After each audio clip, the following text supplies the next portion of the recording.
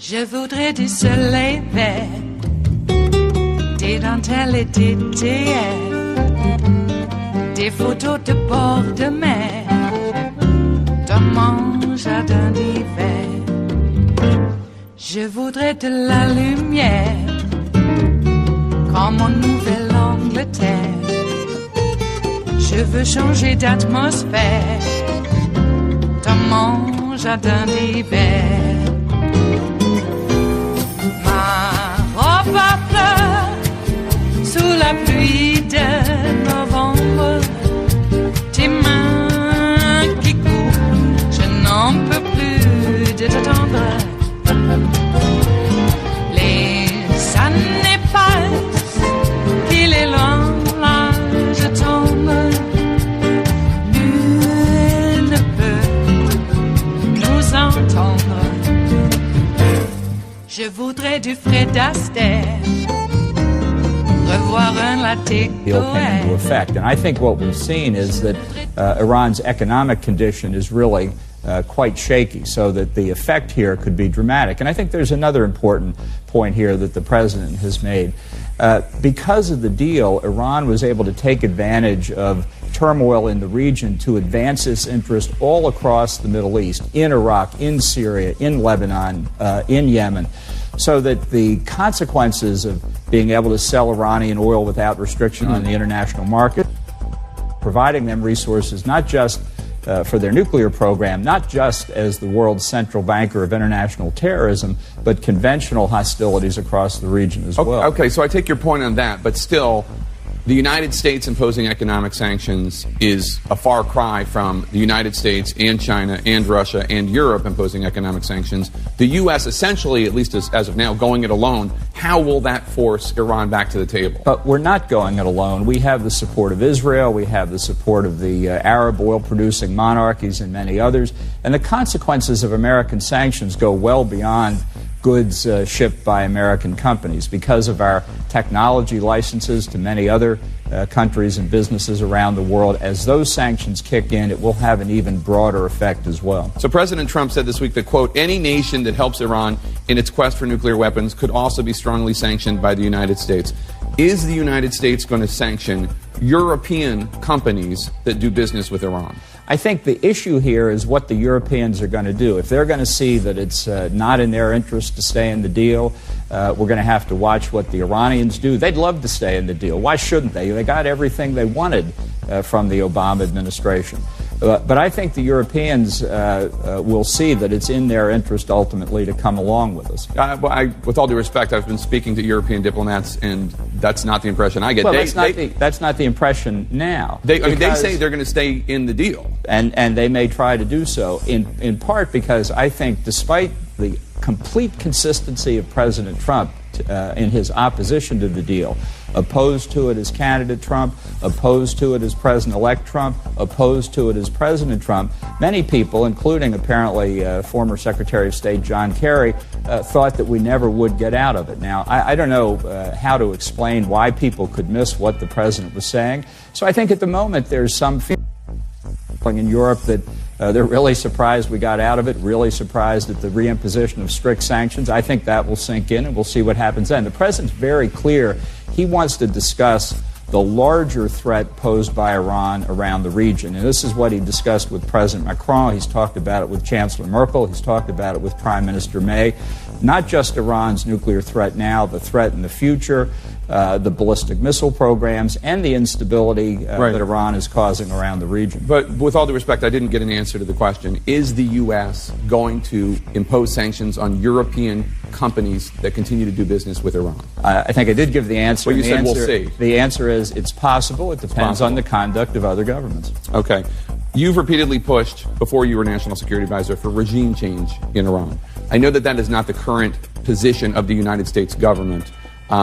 but are you behind the scenes pushing for it to become the position of the United States government, regime change? Look, let me make a general subject on that statement that I've made on other competing networks of yours. I've written and said a lot of things over the years when I was a complete free agent. I certainly stand by what I said at the time. But those are my opinions then. The circumstance I'm in now is that I'm the National Security Advisor to the President. I'm not the national security decision maker. He makes the decisions, and the advice I give him is between us. Is it fair to anticipate that the advice you're given is matched with the advice that you gave the United States when you were a free agent? See my previous answer. It is Monday, the 14th of May of 2018, and you are in West Coast Cookbook and Speakeasy. I am your chef de cuisine, Justice Putnam, and our daily special is River City Hash Mondays. That's right, folks. We had a busy weekend, and we made a special dish, a blue plate special. It is not. It is so special. We call it River City Hash Mondays. Okay, well.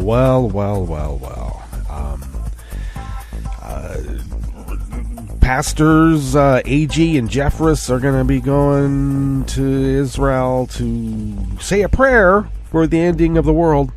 And while that's happening, people are actually dying. I believe the death toll is now up to 60, 62. Probably will be 100 by the time I finish.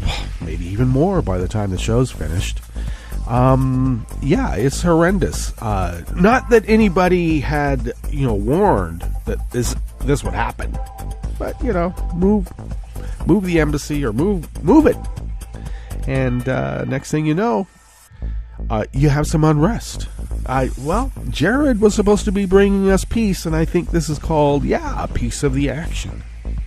Unbelievable. Oh, Michael Cohen tried to get Uber to pay him by saying he's the president's lawyer and still got rejected. I mean, this guy's supposed to be going around shaking down some of the biggest corporations in the world, and he couldn't get Uber? Well, no wonder they called in Rudy. Yeah, that's, I consider that maybe a lateral move. Certainly not a step ahead. Avenatti piqued our interest with who is that Russian oligarch coming out of the elevator at Trump Tower, huh? Who is that? Who? Well, Tomi Lauren says that she doesn't think that immigrants should be coming here if they don't already embrace every single American ideal and have all knowledge of America from its finest and smallest nuance, including a very precise speaking of the language and reading and writing as well. And when you do that, if you're going to live in white-ass glass houses, you better be careful when someone starts poking around with a stick. You don't even need a rock. Just poking around with a stick. And, apparently her great-grandma was here in the United States for 41 years and never learned English, spoke German the whole time. Though, if you want to be technical, English has really a lot of German in it, just so you know. But we don't have the compound words that they do. They have whole sentences that comprise a word. Look at it. It's that's where it's tough. But yeah, so Tommy, don't be living in a white ass glass house.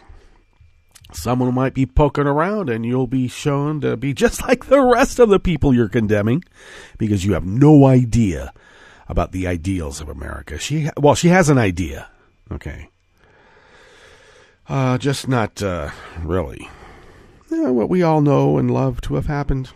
Yes, indeed. Well, let's see what we are dealing with today. Well, of course, we had John Bolton at the top, speaking with Jake Tapper, mentioning not only that we're not going it alone because we got Israel behind us. One country, so it's not alone, okay? Don't say we're going it alone. We got a country behind us. And John Bolton also threatened our allies with sanctions. Our allies, not our enemies.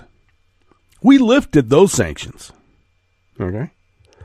And threatened our allies with sanctions if they don't get on board with really increasing the bottom line of Russia and China since we, violated the Iran Nuke deal.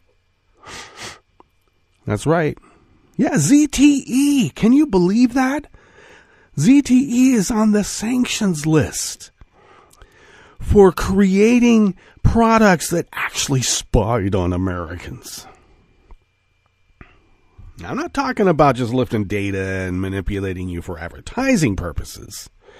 That's a whole different kind of propaganda and brainwashing now, isn't it?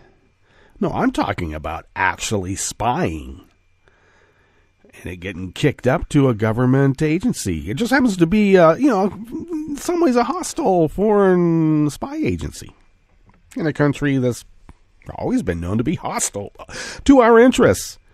But times are different because, according to Pompeo, Kim Jong-un holds every ideal that we as Americans hold, which apparently means holding large masses of other Americans in concentration camp type countries. Well, I don't know. Maybe he does. Okay. Well, yeah. So we're not going it alone. We have a country behind us on this violation of the nuke deal, and we're threatening sanctions on our allies. All right. Well, on the rest of the menu, we'll go to the Bistro Cafe, all right? The feds block government archaeologists from speaking at a major science conference. I did touch upon this here in West Coast Cookbook and Speakeasy back when this was first being floated that this would be happening, and it did. The State Department's top nuclear expert abruptly resigned following Trump's decision to kill the nuke deal. And he did. And we could mourn the passing of the Transatlantic Alliance, a partnership with America that had a long and fruitful life. But Europe was already starting over. See ya down the road. After the break, then we move to the chef's table where we discover the real reason why tech billionaires are prepping for doomsday. It's mostly because they can. And a psychologist explains the thinking error at the root of science denial. All that and more on West Coast Cookbook and Speakeasy. Bon appetit.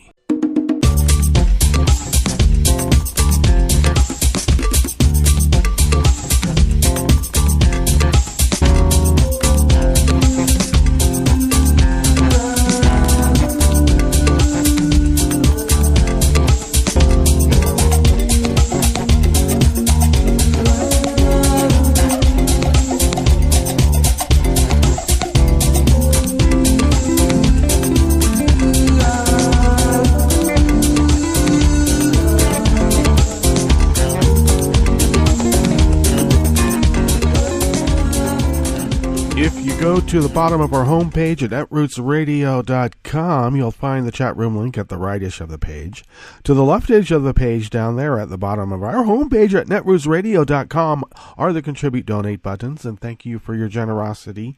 We are truly unable to do this without you, and the lights are blinking in their proper order, and that's always a good sign, so thank you for that.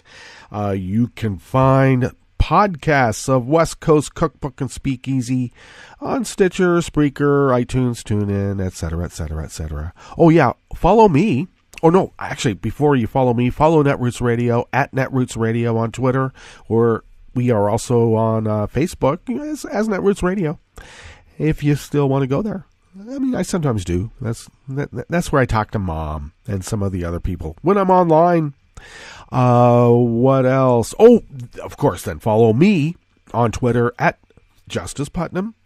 And I post the show notes and links for each show in a Daily Co's diary about 10 minutes before showtime. So find that at all the links that I provide either on social media or just go to Daily Co's. I'm there as Justice Putnam. Fancy that. Well, it looks like Palestinians are continuing to ruin the embassy opening by dying when Israeli soldiers shoot them. What party poopers? Yeah, death toll is right now has risen. We're above 40, And that includes children, too, by the way. I'm not talking high school children. I'm talking about little kids. Yeah. And that's because we're opening up an embassy, and the ghouls, they're honoring or celebrating it or applauding. And so over 40 Palestinians dead, including small children, and no reports of Israeli casualties or deaths. So I think that means that somebody's winning. My God. All right, let's get into this first story here about the feds blocking government archaeologists from speaking at a science conference. This is out of the Salt Lake Tribune by Brian Mathley. At a time when archaeological sites are a growing flashpoint in the debate over public lands, the Bureau of Land Management blocked at least 14 staff archaeologists and other specialists, including some from Utah, from attending a major scientific conference last month. Now, actually, the report that I had touched upon were not archaeologists. They were actually scientists in the EPA that were prevented from going to a conference to give a speech about science. Not about the EPA, but about science. Now, the Washington Post had reported that BLM staffers were scheduled to attend an April 14th gathering of the Society for American Archaeology, among the world's largest organizations of professional archaeologists, in Washington, D.C., where they were to lead a symposium titled Tough Issues in Land Management Archaeology. Probably what they were going to touch upon was, the violation of archaeological and sacred sites by right-wing white separatists who have taken over government archaeological digs, or simply people who want to ride their dune buggies and desert motorcycles, through sacred sites because, they're in the way. Can't have them speak about that, apparently. I mean, we don't want to rile up the Bundys again. A few days before the conference, though, BLM supervisors decided against sending the staffers, many of whom are based in western states, where the agency manages millions of acres that contain countless sites and artifacts left by ancient American Indian civilizations. Well, look, if you're going to disappear people, you can't be digging up archaeology on them. Gotta pave that over. Pave it over now. Yep. In response, conference organizers canceled that symposium, which was led by the BLM's top cultural resource official, Brian Loosely, formerly with the agency's Utah State office. The Post cited federal employment databases that report that 17 of the scheduled presenters were BLM employees. Well, we can't have that. See, this is the thing. The free flow of information is anathema to this crew of mobsters. Back to the article. The agency's move to keep them from the conference is seen by some as another example of how the Interior Department under Donald Trump's leadership is curbing federal researchers' ability to engage with the public, particularly in areas that touch on energy development. You little people don't need to bother your little minds with such complexities. Go away. I'm really shocked, said Bill Dowell, president of the nonprofit Archaeology Southwest. People had made hotel reservations and plane reservations. They were ready to go. It was the Thursday, the week before, that they pulled out. This is a huge lost opportunity. Now, the BLM, in a written statement, framed its decision as a cost-saving move because they've given how much? $7 billion or more to their friends? Got to come from somewhere. After reviewing the potential travel and other costs associated with attending the Society for American Archaeology's National Conference, the BLM authorized attendance by 3 BLM archaeologists, the statement said. The decision was made after reviewing the conference topics and agenda, and we sent the people who could best represent the BLM We value our professional relationship with the SAA, an important role our archaeologists play in the Bureau's multi-use mission. The agency declined. Oh, I know, that was probably a patronizing rendition of a, well, let's be clear, a low-level bureaucrat who's really another toady in the cult, in this reporter's opinion. Back to the article. The agency declined to name the 3 staffers who did attend, but a list of those scheduled to present, available on the SAA conference program, includes Diana Barg and Nathan Thomas of the Utah State Office, Jamie Palmer of the Cedar City Field Office, and Nicole Lohman of the Price Field Office. They were to deliver 15-minute presentations during a 4-hour symposium on crucial issues involving the management of archaeological resources on public lands. Okay, so this is what we have come to expect from Republican administration, says Steve Block, legal director of the Southern Utah Wilderness Alliance. They've created every incentive for themselves to rush ahead, offer lands for lease, approve development, and only reflect later that things should have been done differently, and that, in fact, the impacts were greater than anticipated. I keep saying it's a feature, not a bug.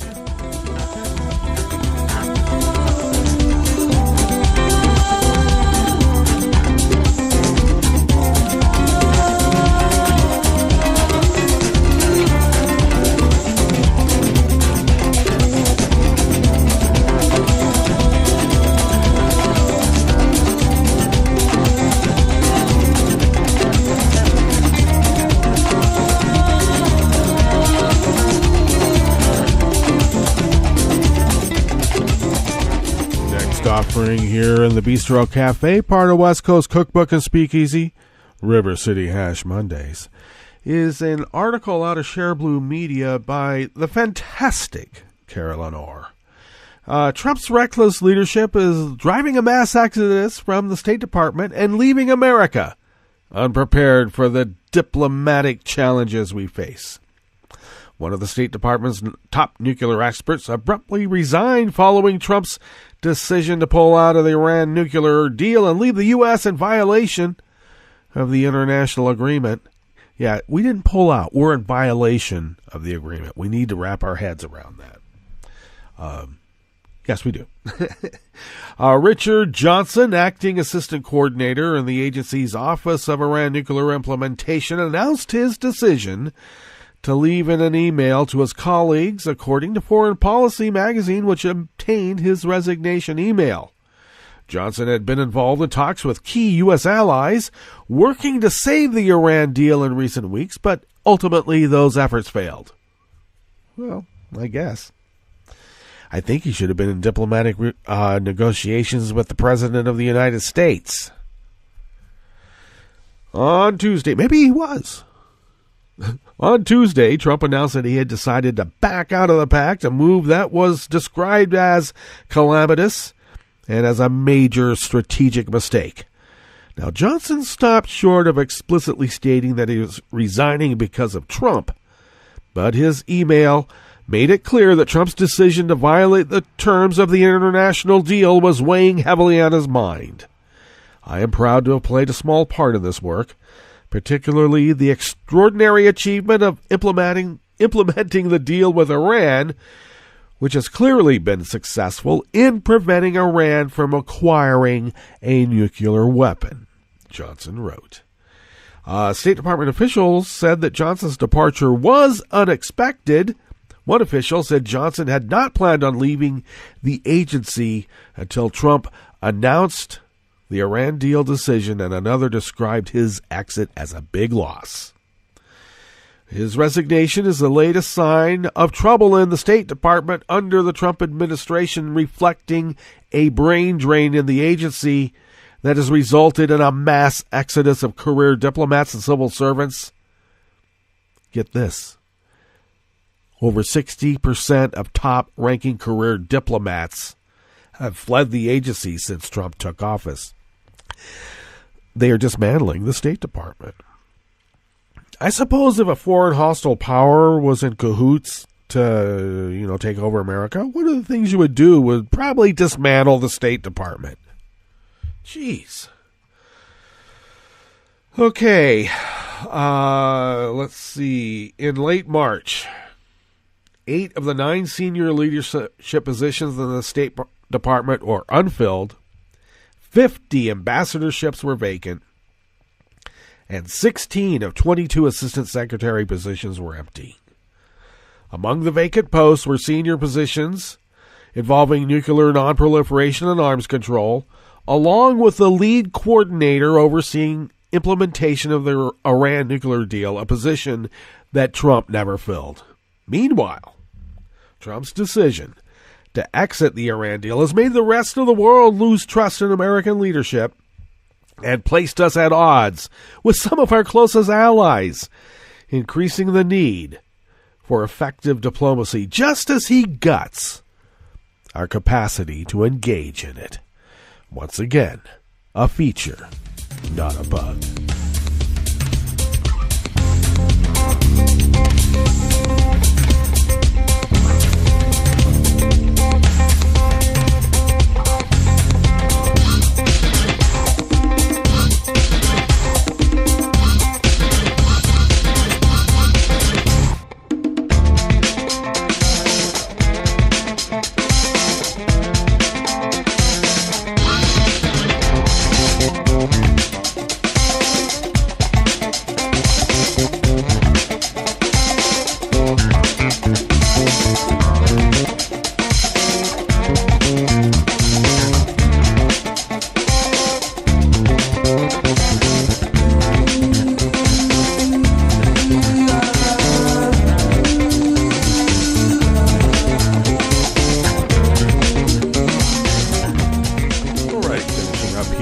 The Bistro Cafe, part of West Coast Cookbook and Speakeasy, is a fairly long opinion piece by James Traub, who is a contributing editor at Foreign Policy, a fellow at the Center on International Cooperation, and author of the book, John Quincy Adams, Militant Spirit. The Atlantic Alliance, built to contain the Soviet Union in the aftermath of World War II, began to die when the Cold War ended. What kept it alive over the last 3 decades has been less strategic necessity than a convergence of values, the values of the liberal post-war order. Now, the senior partner of that alliance, the United States, has lost interest in those values. The alliance was already a corpse, but Trump drove the last nail into its coffin when he decided to withdraw from the nuclear deal with Iran. What now? The United States will lurch from crisis to crisis, but Europe faces more existential questions. It has been expelled from the garden, albeit a very thorny one, maintained by U.S. military and diplomatic power, and now must build a new home of its own. The European diplomats, ex-diplomats, and scholars that Traub had spent the last few days talking to agree on that much. They're less sure whether Europe is up to the task. Now, in fact, Europe ceased to be the world's geostrategic center when the Soviet menace disappeared.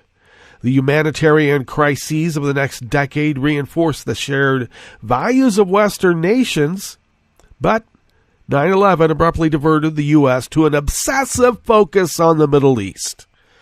Well, because we had to kick somebody, and they're all brown. Barack Obama restored the shared faith in multilateralism and institutions that G.W. Bush had breached. His own interests lay more in the Pacific. He yearned to pivot away from the yawning pit of the Arab world to Asia. Obama wanted the U.S. to face toward the future, not the past. But the American people preferred to face home. They wanted to pivot to America, and they voted for a candidate who promised to deliver it. Well, about 70,000 people in 3 small counties in 3 small states. So let's be clear about that.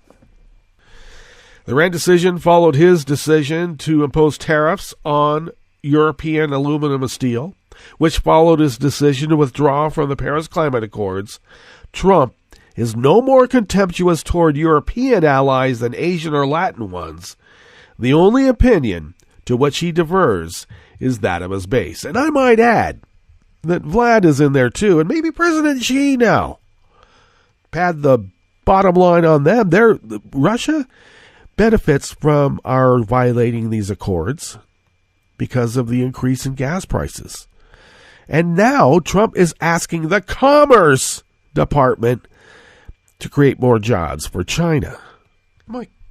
At the same time, with devices that can literally spy on people.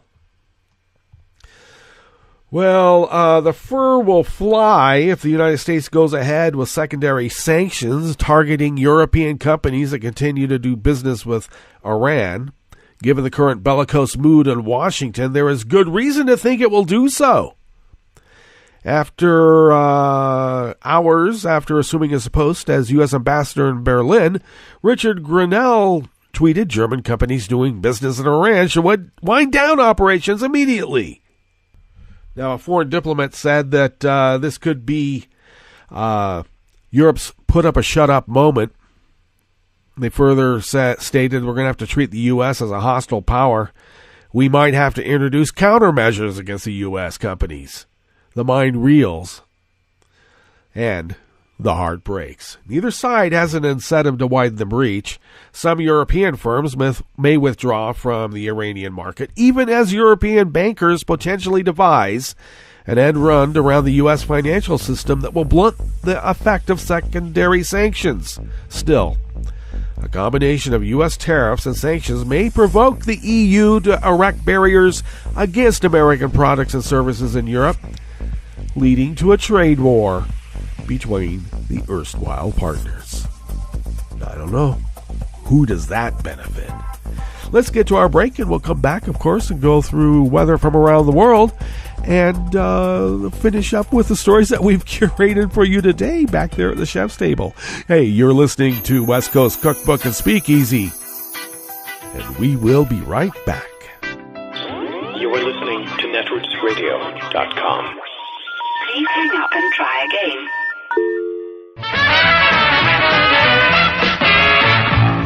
From a point at sea to the circles of your mind, a new force is at work for planetary transformation. New radio for a new Earth. This is Take Two Movie Review. I'm Mike Friend. This week, a boy, his horse, and a lot more.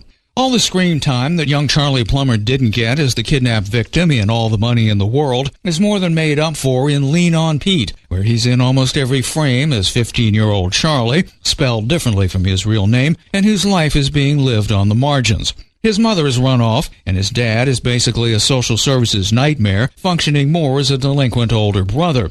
One morning while out running near his Portland, Oregon home, Charlie comes across a seedy local racetrack and, needing money, takes a job working for trainer-owner Dell, crustily played by Steve Buscemi, who quickly becomes a surrogate dad. Not that he's any good at it or even tries, but he fills a void, introducing Charlie to the hard side of life with the help of Dell's knocked around by life, literally, female jockey friend Bonnie, played by Chloe Sevigny.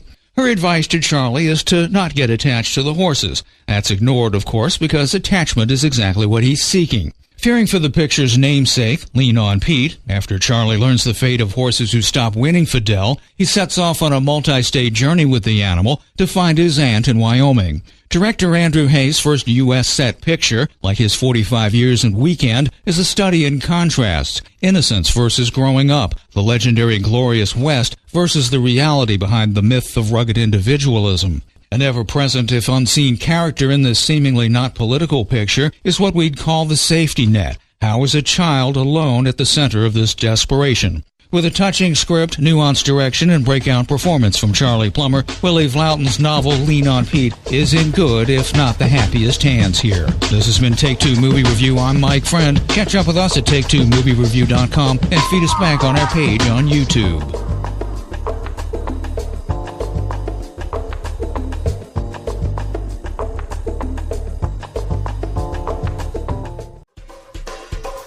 This is Scientific American's 60-Second Science. I'm Jason Goldman.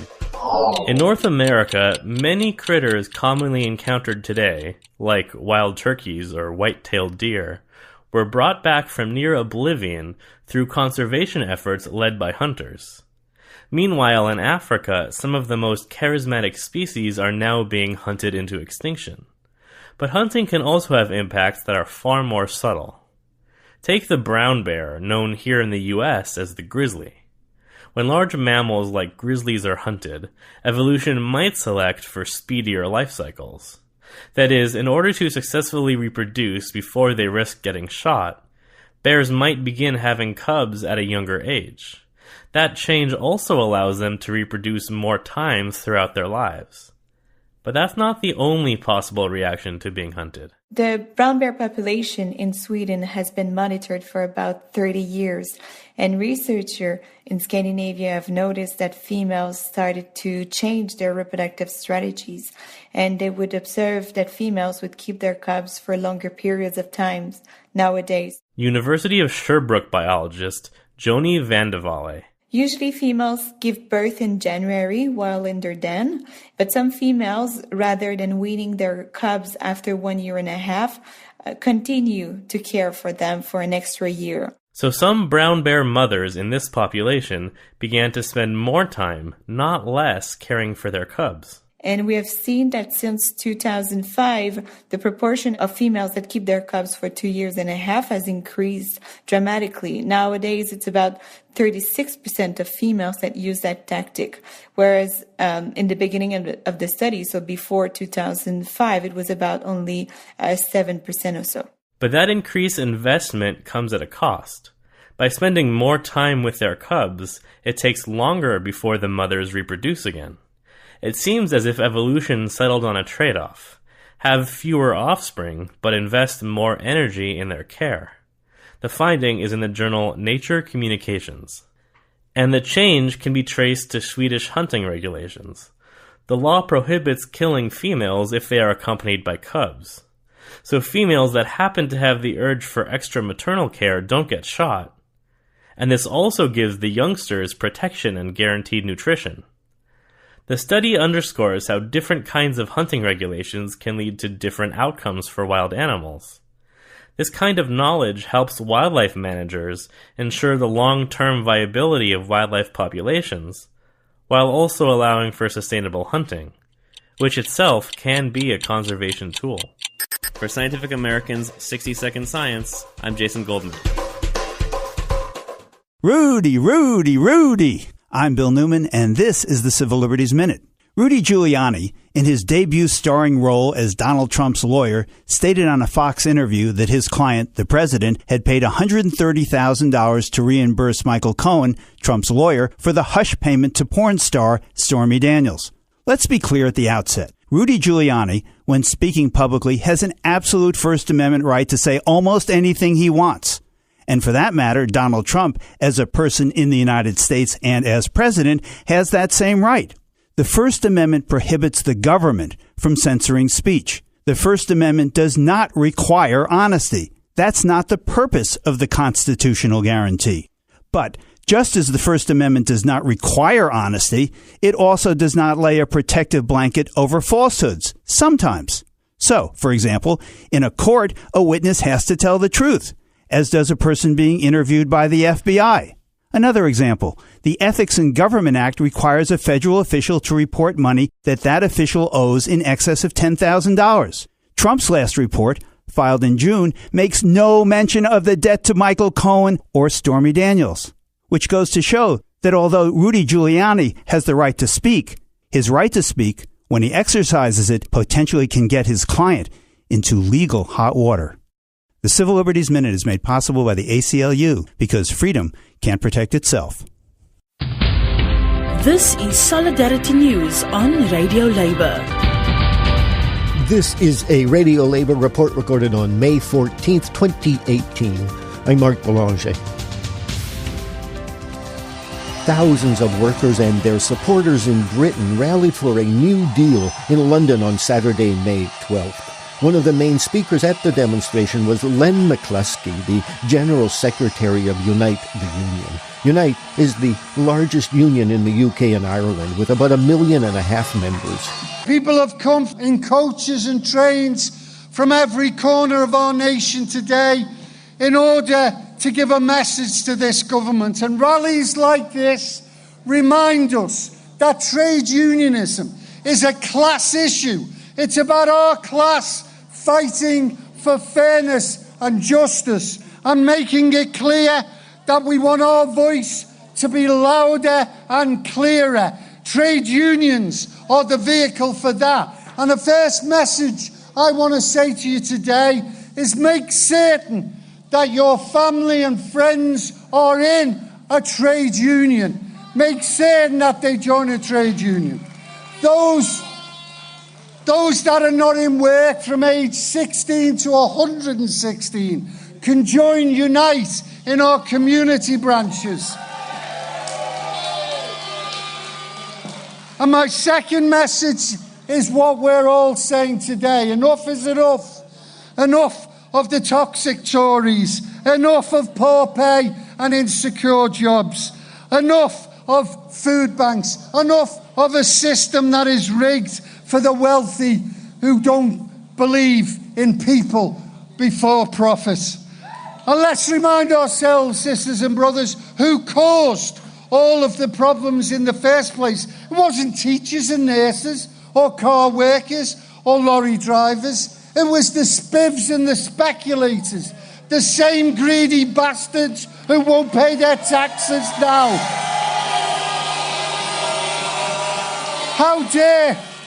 How dare these Tory MPs and right-wing media try to demonise trade unions and workers? It's workers who create the wealth of our nation. Public sector workers are the people who teach our kids, heal our sick, care for our vulnerable and our elderly, sweep our streets, collect our refuse, create the very fabric of the communities in which we live. How dare they attack workers like that? And we know, sisters and brothers, that Britain can be better. We've just listened to our leader of the Labour Party, Jeremy Corbyn, who gives us hope. He gives us hope. It was Tony Benn who once said that hope is the fuel of progress and fear is what keeps us in prison. And that's why the establishment hacks try to constantly create fear. It's to try and keep us in prison. It's to try and stop us from fighting back. It's to try and create fear against the alternative of a genuine and decent society. And that's where they attack day in, day out a decent, honourable man like Jeremy Corbyn. Let's continue the fight that we have. I want you to believe in our strength because it is our time. It's time to end 0-hour contracts and create decent paid jobs. It's time to invest in our communities. It's time to save our NHS. It's time for a £10 minimum wage. It's time to build decent homes. It's time to give hope to our children. It's time for Labour and trade unions. It's time for the many, not the few. Thanks, comrades.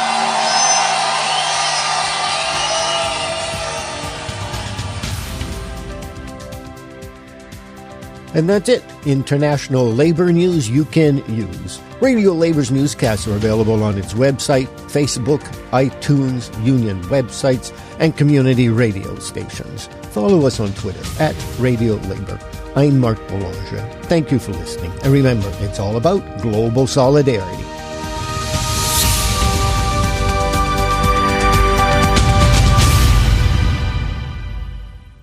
From Boston, Massachusetts, I'm Luke Vargas with your World in 2 Minutes. In a possible sign of warming relations between Israel and Russia, the Kremlin has backed off plans to send advanced anti-aircraft missile systems to Syria, a threat Russia made last month following U.S. airstrikes on chemical weapons facilities belonging to the Assad government. A Russian government spokesperson said Friday that the Assad government has everything it needs and that the S-300 surface-to-air missiles weren't needed after all. The same spokesperson denied the timing of that announcement had anything to do with the visit to Russia by Israeli Prime Minister Benjamin Netanyahu this week. But in contrast to the U.S., which has only staged 2 high-profile attacks on the Assad government, Israeli jets have repeatedly launched strikes within Syria and have been targeting Iranian militia positions within the country in recent days. And French Finance Minister Bruno Le Maire said Friday that European parties to the Iran nuclear deal plan to take up legislation at the European Commission to prevent the imposition of sanctions on Iran, so long as the country continues to abide by the 2015 nuclear deal. Nous voulons être des vassaux. In heated remarks in a radio interview on Friday, Le Maire said Europe deserves the same economic sovereignty the U.S. endows to itself, and he said Europe shouldn't be a vassal to the United States, forced to obey whatever decisions are made in Washington. Le Maire added that a host of major French businesses, including the drug maker Sanofi, food conglomerate Danone, and car maker Peugeot, could each come under fire as a result of reimposed U.S. sanctions, and he said he'd reached out to U.S. Treasury Secretary Steven Mnuchin to try and secure exemptions to allow those companies to keep on doing business. Trump administration officials have thus far dodged questions about the extent to which Washington is willing to punish American allies and foreign companies for continuing to trade with Iran in accordance with the nuclear deal. Luke Vargas, Boston, Massachusetts.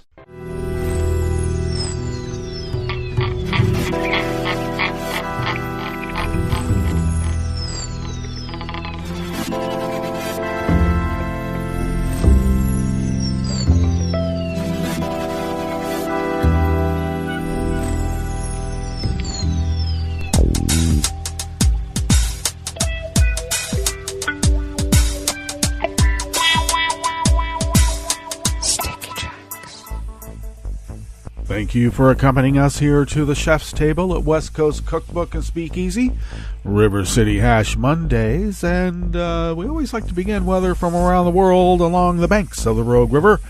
In the Rogue River Valley of Southern Oregon on the west coast of the continental United States of America, where it is currently 55 degrees. We're slated to go about nearly the same as yesterday, which was about 90. Yeah, that's what we got. Winds are about 1 to 2 miles per hour out of the south. They will be shifting later on tonight out of the west to 5 to 10 miles. They'll remain light and variable by the way throughout the day. And then tonight, as the winds shift out of the west, warm air and cool air mix. And what do you get with that? Well, electrical activity. So yes, we will have thunderstorms and a bit of rain tomorrow and Tuesday.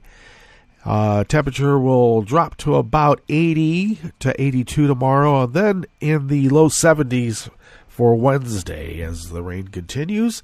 And then we'll inch back up into the low 80s, and then a big thunderstorm, a big rainstorm is due on the weekend.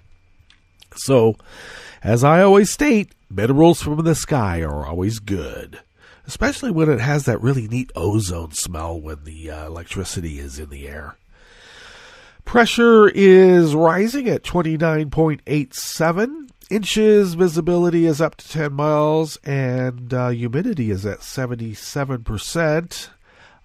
Daytime UV is high at 7, and no data on air quality, but we were good at about 12 parts per million, which was pretty low, which means then people are going to be burning their trash. If it's a clear, beautiful, lovely day with sweet air, let's foul it. They do that here. God, I hate it. Ugh.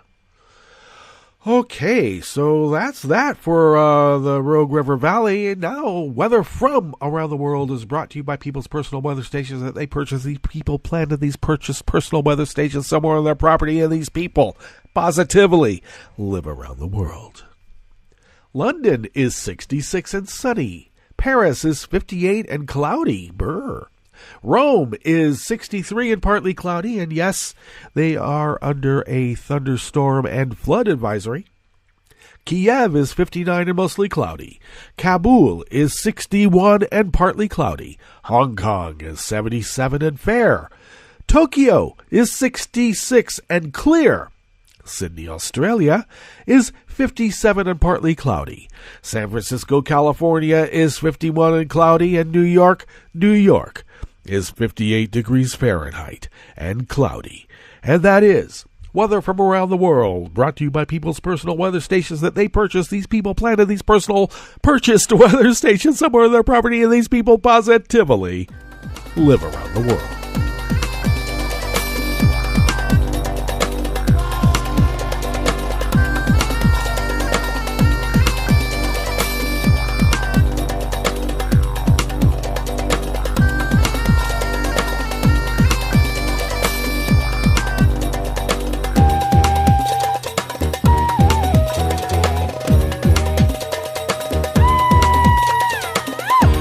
Offering here at the chef's table, a West Coast Cookbook and Speakeasy. River City Hash Mondays is by Jason Rode out of Ceylon. If you pay attention to what Silicon Valley's best and brightest are up to, you know about tech survivalism. The digital elite are preparing for the apocalypse and have been for quite a while. The Guardian noted that the end of days obsession could be traced back to a single source, a sort of text of the rich guy panic, a 1999 book called The Sovereign Individual, How to Survive and Thrive During the Collapse of the Welfare State. It was written by James Dale Davidson, a private investment advisor, and Lord Rhys Moog, a British newspaper editor. It's always the British newspaper editors, isn't it? I'm looking at you, Fox. You can probably already guess at what the book says. More or less, it's a pastiche of extolling the virtues of how the rich are superior, how they're persecuted by the state, and how digital realms can and will liberate them and make them sovereign individuals. It is a familiar trope. Ayn Rand had John Galt spewed the same list of self-serving ideas 60 years ago in Atlas Shrugged. And I was lucky. I read Thomas Merton before I read Ayn Rand. I guess it's luck. It might have been by design. You're not reading Atlas Shrugged. Read The Seven-Story Mountain, kid. Okay. That an elite cast of people would find inspiration in these kinds of ideas is unsurprising. But there's a more obvious reason the rich people are doomsday preppers, because that ideology mirrors their politics and their sociological views of people. Aristocracy is the faith that a few individuals are better than the herd. Hey, I'm into that. Noblesse oblige, but I'm still better than you. Aristocracy justifies great wealth. Aristocracy says that most humans are inherently evil and will turn on each other. The mob needs strong rulers to stay sane. If authority breaks down, the rabid animals will run wild. And the tech industry is a special subset of rich people. Our society runs on technology. Very few of us understand it or build it personally. We rely on a select priesthood to handle that necessity. These conditions guarantee an elitist mindset. Even if Silicon Valley wasn't wealthy, they'd still be stocking up on Krugerrands and beaver pelts. The money just gives them more space to indulge Ahab-like paranoia. Additionally, the digerati tend to view human beings as automatons, easily exchangeable and swappable data points, resources to be exploited. If I wanted to design a system to deliberately turn out an alienated distance elite, I'd build Silicon Valley. What are tech preppers really worried about? Not death by fire, quake or ice, not the rising seas or the zombie plague, not the return of Christ or even rogue comets. Seen clearly, the calamity that the wealthy fear is democracy returning to the United States. Every tall tale they tell involves the specter of the mob. The tech preppers understand at a deep level that their ill-gotten gains are predicated on an unjust system. Deep in the brain where reptile impulses live, tech bros know hoarding is wrong. Human beings, even very wealthy human beings, have a bone-deep sense of injustice. We know a freeloader when we see one. Why don't we give them the world they want? I invite the tech preppers to fully indulge their fantasies, leave, and never return, never darken our doors again. Instead of frustrating their hobby, we should enable it. To your scattered bunkers go. Await the end of days. The legends of the fall are the first hope of an eventual spring.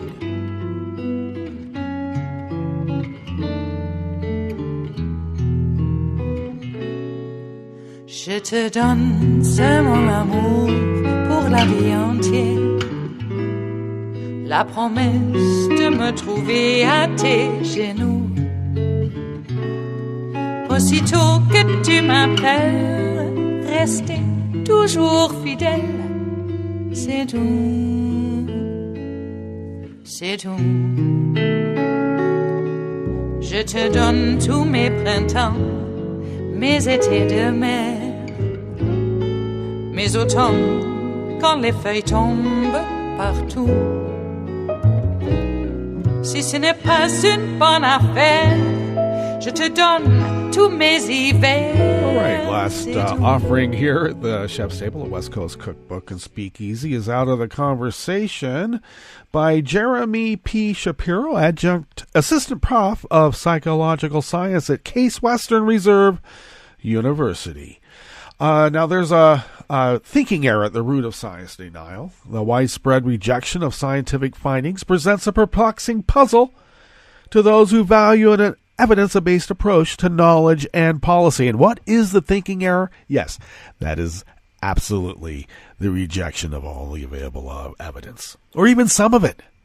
And cherry-picking is what this psychologist is explaining in this article, and I will recommend go to the link and read the full article. We're running out of time. That's why I'm just going to synthesize it a bit. Deniers perceive the spectrum of scientific agreement as divided into two unequal parts: perfect consensus and no consensus at all. Any departure from 100% agreement is categorized as a lack of agreement. That's why, if we're like 99.9999% wrong, I mean, if we're 99.999% right, correct, we're wrong because of that small percentage. But if they are 0.00001% correct, they're totally correct. Have you ever had a debate with them? It's really crazy. There is no proof in science. Science deniers misapply the concept of proof. Proof exists in mathematics and logic, but not in science. See, they don't even know how to define terms. So this thinking error really goes along a parallel path, which really does, I think maybe one might call it ignorance. I think that's a professional term. At least it would be in mine. There's a vast gulf between perfect knowledge and total ignorance, and we live most of our lives in this gulf. Informed decision-making in the real world can never be perfectly informed, but responding to the inevitable uncertainties by ignoring the best available evidence is no substitute for the imperfect approach to knowledge called science. Science is imperfect, and they want things perfectly their way. All right, that brings us to the end of our broadcast period for the day, but we'll be back here tomorrow for Terrytown Chowder Tuesdays. And stay tuned to Netroots Radio for the rest of the day for breaking news as it happens. And unless something really big happens and we see you before tomorrow, well, we'll just visit with you tomorrow in West Coast Cookbook and Speakeasy. Bon appetit.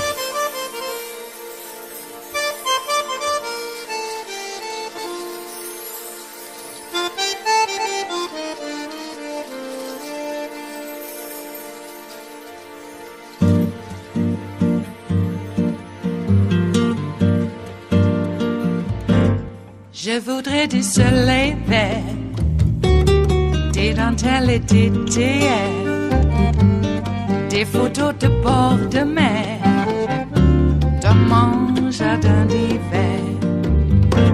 Je voudrais de la lumière, comme en Nouvelle-Angleterre. Je veux changer d'atmosphère, dans mon jardin d'hiver. Ma fleur sous la pluie de novembre,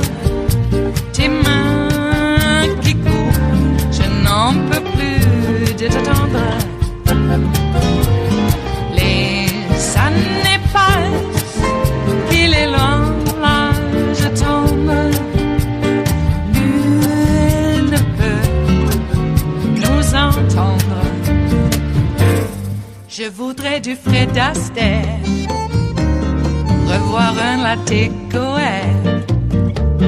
Je voudrais toujours te plaire dans mon jardin d'hiver. Je veux déjeuner par terre comme au long de golfe clair, t'embrasser les yeux ouverts dans mon jardin d'hiver. Ma robe à fleurs sous la pluie de novembre, tes mains qui courent, je n'en peux plus de t'attendre. Les années passent, il est loin, l'âge tombe, nul ne peut nous entendre. Ba-da-da-dum-di-da-dum, ba-da-da-dum-di-da-dum, ba-da-da-dum-di-da-dum, dans mon jardin d'hiver. Ba-da-da-dum-di-da-dum, ba-da-da-dum-di-da-dum, ba-da-da-dum-di-da-dum, dans mon jardin d'hiver. Dans mon jardin d'hiver, dans mon jardin d'hiver.